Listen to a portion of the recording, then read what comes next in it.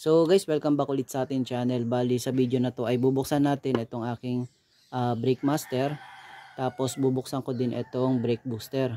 Ang problema lang dito ay meron ng kalawang dun sa loob, ano. Tapos minabuti kong palitan na lang sila ng buo. Para kasi pagdating sa brake ay wag na natin tipirin, ano, kasi na dito nakasalalay yung buhay mo and buhay ng pasahero mo, so wag na natin tipirin. So kung walang option at nagtitipid kayo, so pwede palitan nyo lang ng mga rubber cap, yan, mga seal. So yan, so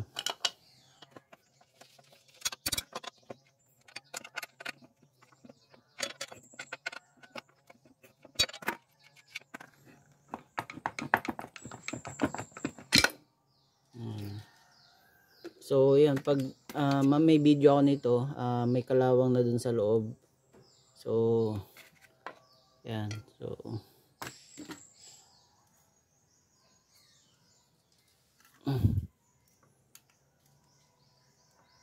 ang galing lang natin to.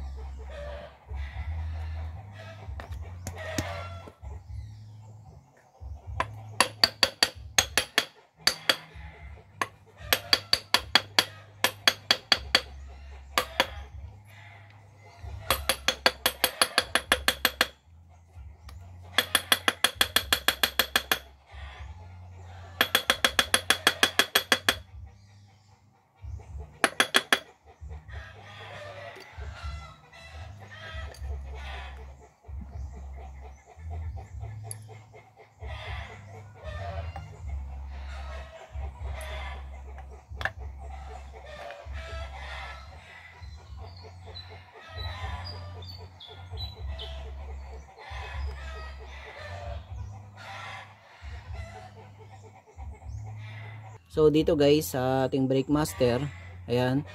So ang naging problema nito guys ay tingnan nyo, ayan, oh. Ayan. So dito sa, ito yung primary piston nya, ito yung secondary piston, ayan, oh. So ang nangyayari,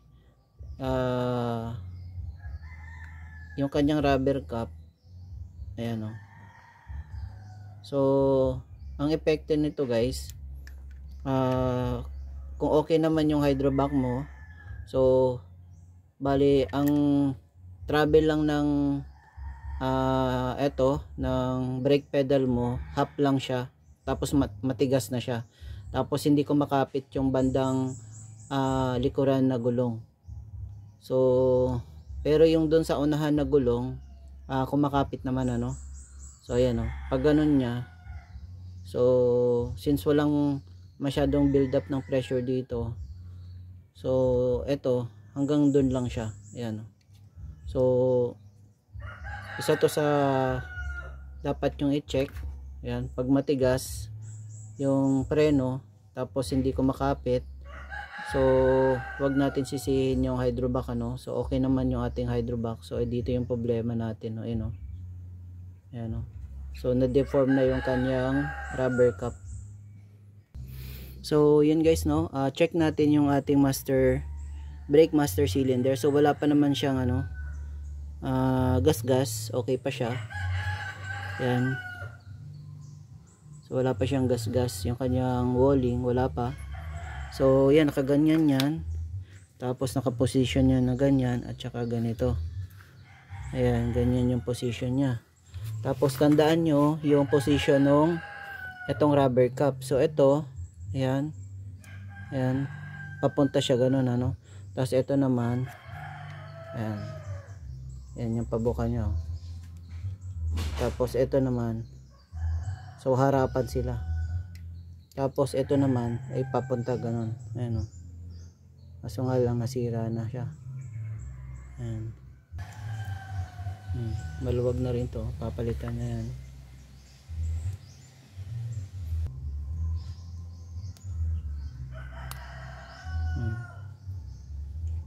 So lumaki na siya.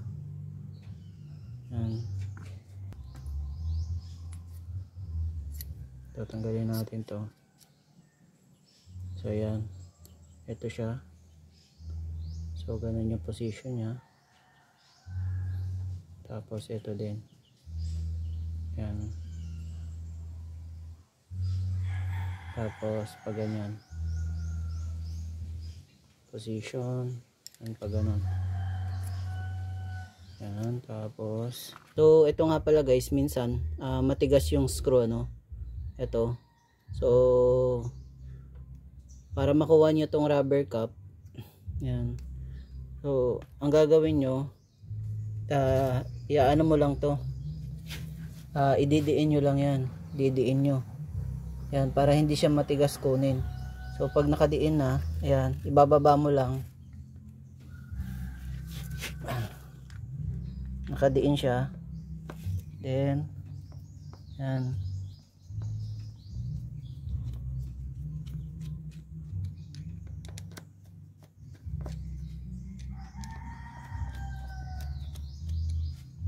yan.